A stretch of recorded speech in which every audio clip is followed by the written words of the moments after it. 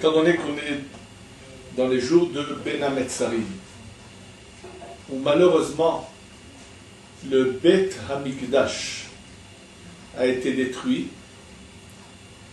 parce qu'il y avait essentiellement un manque d'amour des uns vis-à-vis des autres. Mais ce qu'il y a de beaucoup plus grave, c'est d'offenser son prochain.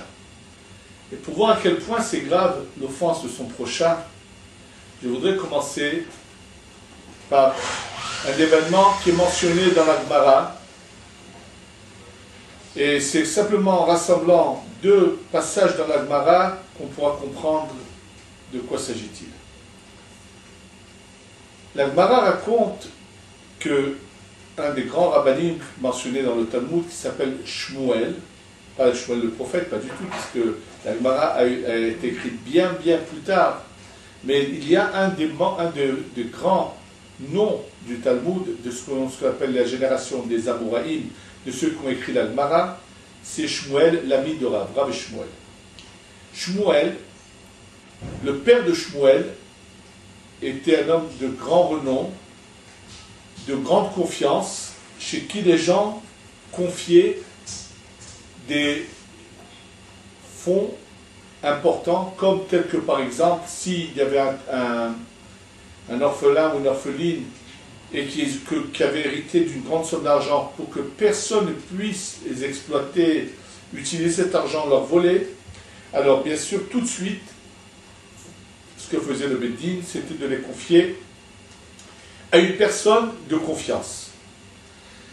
Et à l'époque du père de Shmuel, où on voit dans plusieurs autres textes dans la Gemara que c'était un homme d'une grande valeur, d'une grande sainteté, d'une grande pureté, qui le jour où il mangeait de la viande, il ne mangeait pas du lait, il n'attendait pas 6 heures, et c'était d'une journée à l'autre. C'était vraiment un très grand personnage et d'une grande droiture. Et donc, il était... c'était à lui qui était confié. Mais voilà que malheureusement, il est décédé. Et lorsque il est mort, il n'avait pas eu le temps de dire quelque chose à son fils Shmuel. Les gens qui savaient qu'on avait confié au père un héritage qui avait appartenu à une orpheline, lorsqu'ils sont venus voir Shmuel, Shmuel leur a dit, écoutez, moi, dans tout ce que j'ai trouvé dans la maison de mon père, je n'ai jamais trouvé de cela. Parce que n'oublions pas qu'à cette époque-là, il n'y avait pas des coffres-forts. Donc comment était caché l'argent?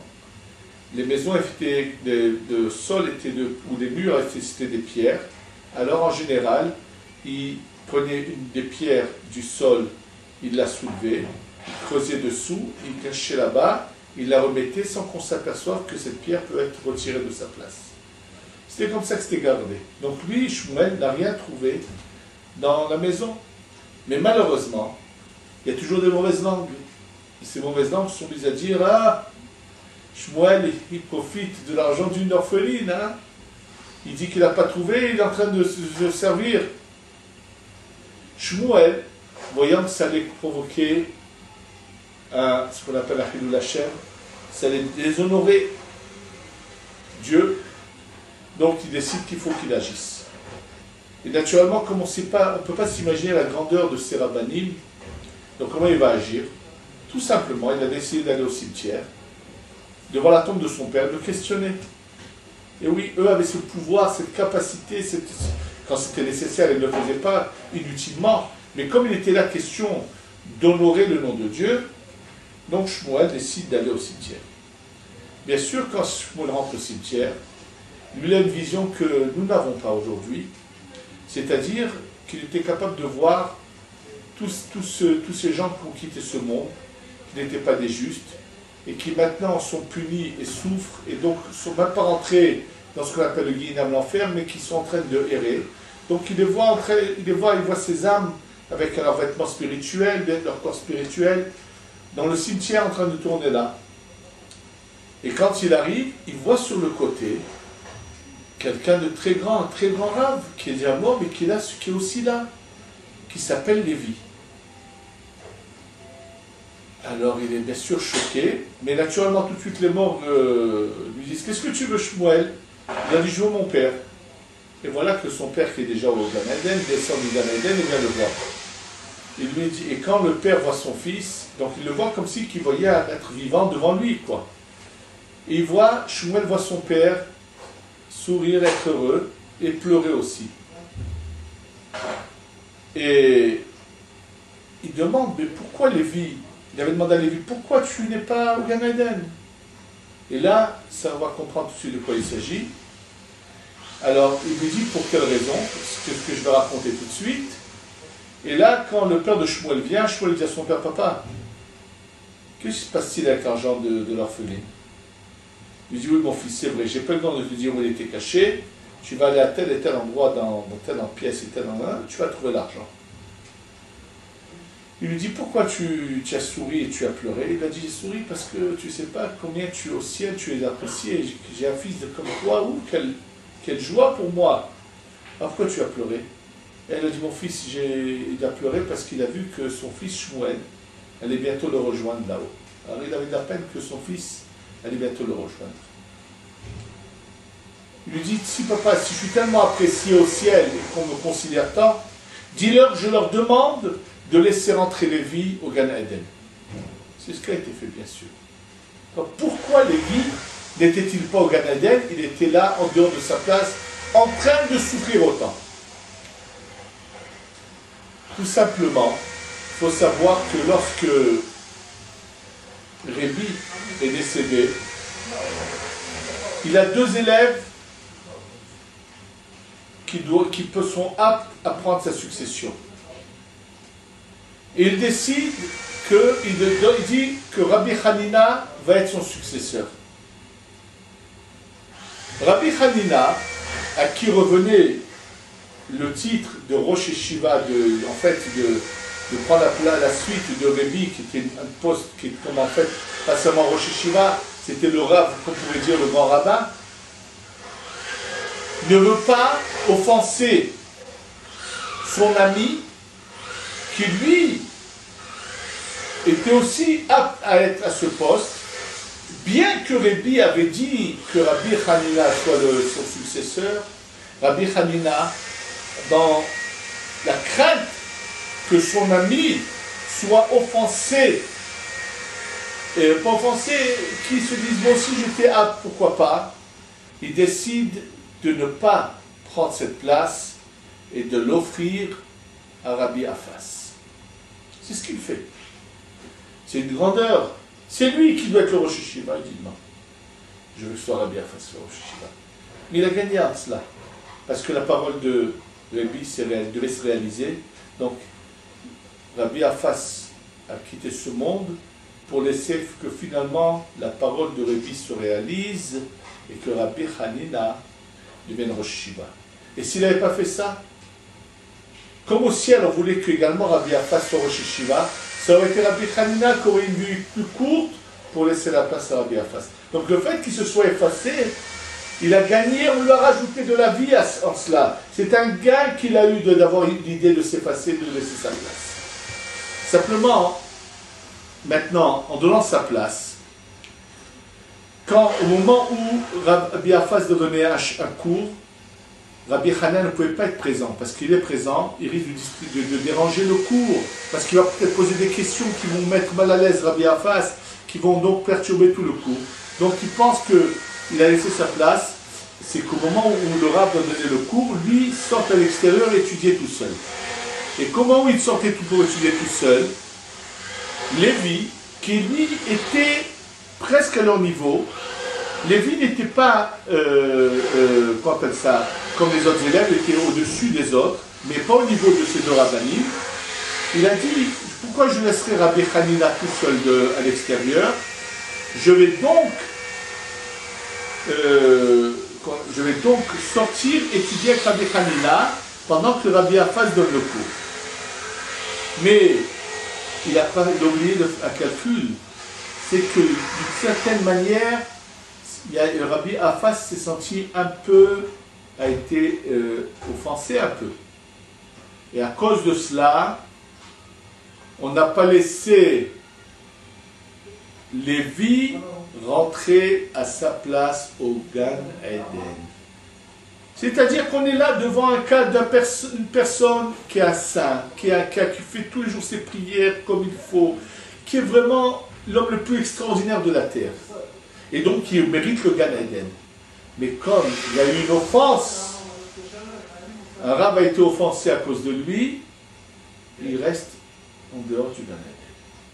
Mais comme Dieu seul sait qu'il avait une bonne intention, donc on va faire en sorte que Shmuel arrive au cimetière, voit cette situation et demande à ce qu'on le laisse rentrer quand même au Gan Eden pour qu'on le laisse rentrer au Gan Eden. Ça pourrait juste nous donner un peu une idée de combien là-haut on est strict et on est dur sur quand quelqu'un est offensé. On peut en avoir une idée encore beaucoup plus profonde si on regarde ce que la Gemara nous raconte dans le traité de Baba Kama, page 117. La Gemara dans Baba Kama raconte l'histoire suivante. C'est une époque où, en Eretz Israël et à Bavel, il y a les deux grands centres de Torah. Se passe un fait à Bavel où il y a quelqu'un qui veut dénoncer son voisin. Le voisin qui sait que lui veut le dénoncer, il va au Bédine, et là, devant le Bédine de Rav, et Rav lui dit « Attention si tu dénonces ton voisin. » C'est-à-dire, en fait, c'est de dénoncer qu'il a certaines choses qu'on risque de lui prendre, et lui, il a dit « Oui, je le dénonce, je le dirai quand même. » Il n'a pas fait cas de Rav. Rav Kahana, qui est présent, qui est l'élève de Rav, et qui assiste à quelque chose de grave, ou quelqu'un, on le prévient de ne pas être, de ne pas faire ce qu'on appelle un mosser, c'est quelqu'un qui dénonce quelque chose de très grave, qui même à notre époque peut être passible de mort dans certaines conditions. Rav Kahana lui donne un coup, sans penser lui faire aller l'eau, donne un coup juste pour lui faire peur, et le bonhomme tombe et meurt. Il lui a en fait cassé la nuque, sans le vouloir. Rav Kahana sait qu'il est maintenant en problème, et donc il est obligé de quitter la Babylonie et d'aller en Eretz Israël. Au moment où il veut partir en Eretz Israël, son Rav lui dit « Écoute, quand tu vas en Eretz Israël, je sais que tu es un génie, mais pendant 7 ans, je te demande de ne pas poser de questions à Rabbi Yochanan. » C'est en Eretz Israël, le Rav c'est Rabbi Yochanan, et donc Rav demande à Rav Kahana, son élève, de ne pas poser de questions à Rabbi Yochanan pendant 7 ans. C'est-à-dire, pendant 7 ans, tu vas pas montrer qui tu es. C'est une sorte d'exil, parce que, bien que tu n'es pas passif de ce que tu as fait, tu as bien fait, mais c'est mieux de faire. Il accepte. Il arrive, et il trouve juste quand il arrive en Eretz Israël, il va au Beth Midrash. Il arrive au moment où l'ami de Rabbi Yochanan, Resh Lakish, est en train de revoir ce qu'ils ont étudié, et il discute avec eux, et comme il voit que, il a l'air intelligent, puisque ce n'est pas que Rabbi Yochanan qui parle avec d'autres personnes, alors qu'est-ce que fait Resh Lakish? Il dit tout de suite à Rabbi Yochanan, tu sais, un lion est arrivé de Babel. Ari ala mi Babel. Et le lendemain, alors dans les cours que donnait Rabbi Yochanan était assis sur des coussins et s'accoudait sur des coussins. C'était comme ça la manière de s'asseoir. Et il y avait 7 rangées de bancs. Et celui qui n'était pas prêt dans son étude, qui n'avait pas préparé, on était par rangées selon leur niveau. Donc ceux qui n'étaient pas aussi bons, qui n'avaient pas autant préparé, pouvaient se retrouver la dernière rangée. Donc le lendemain, on met Rav Kahana en première rangée. Et naturellement, on lui pose des questions et il ne répond pas. Hein?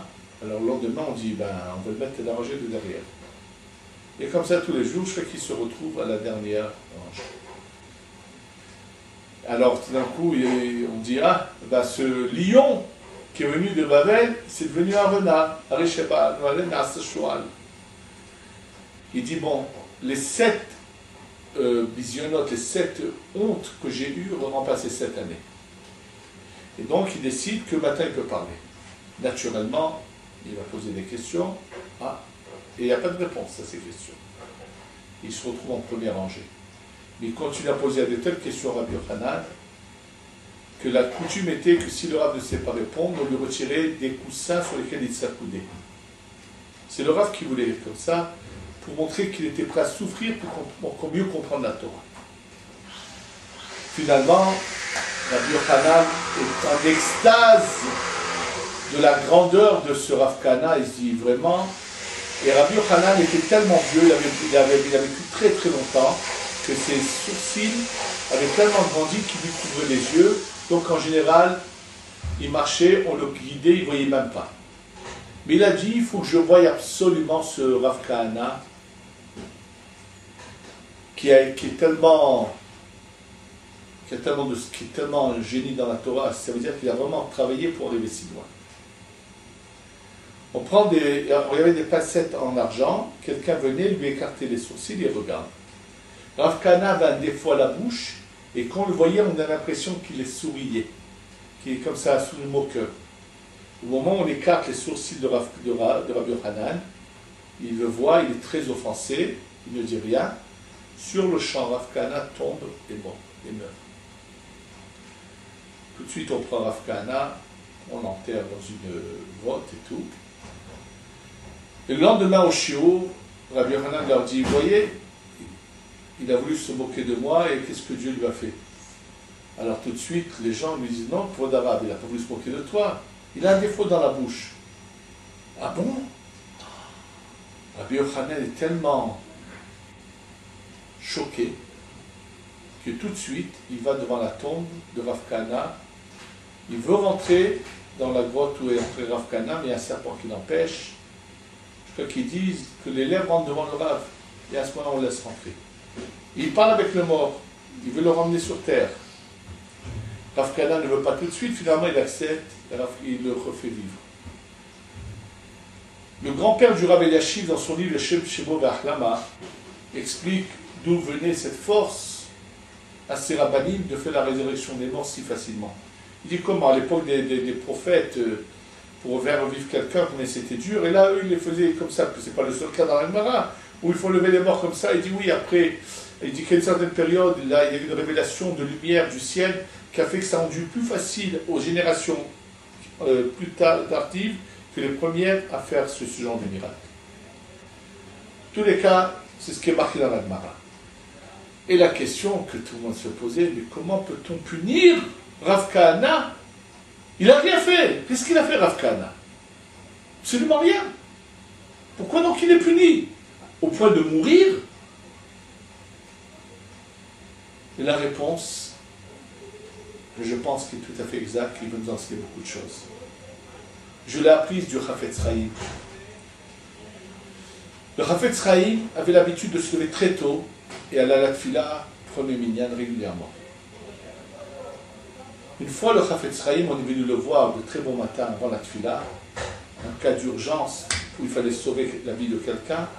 Donc, avant d'aller à sa prière, il s'est occupé de ce cas-là. Quand il a fini de s'en occuper, il est parti faire cette tfila, mais pas au premier minyan, plus tardivement. Il rencontre des élèves de sa yeshiva.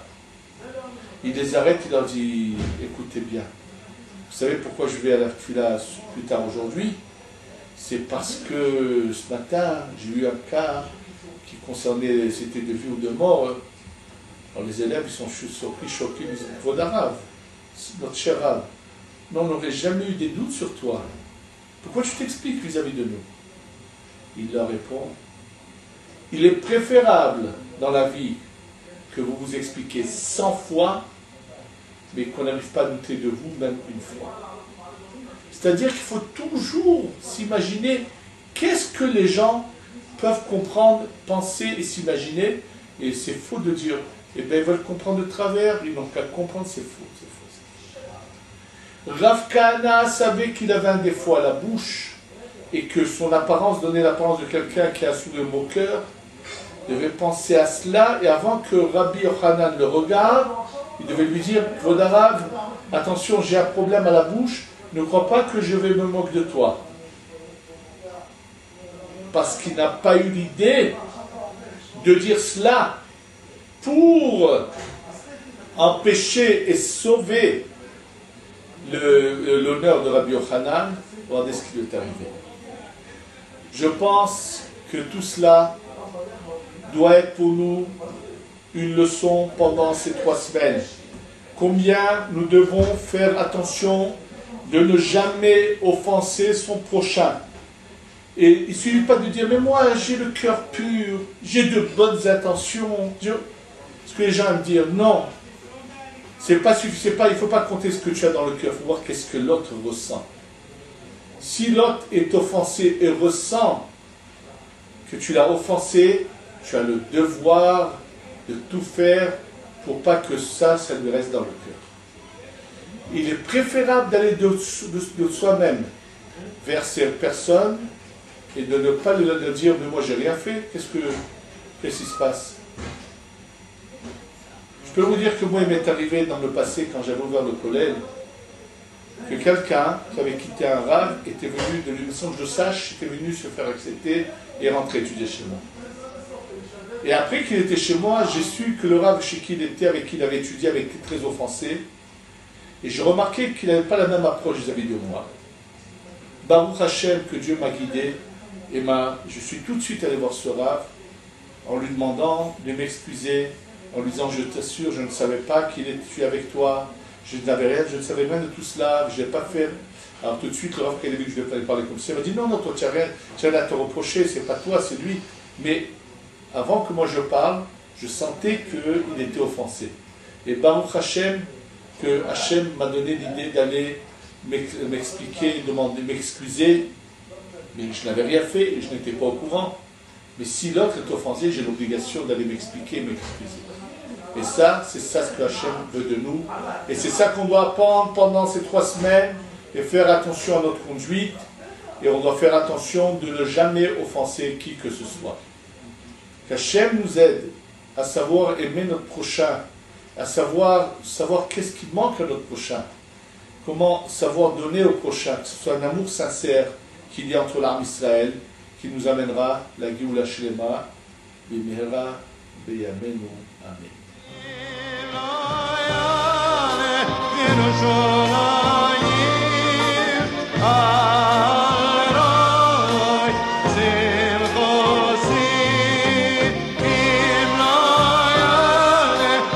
Show.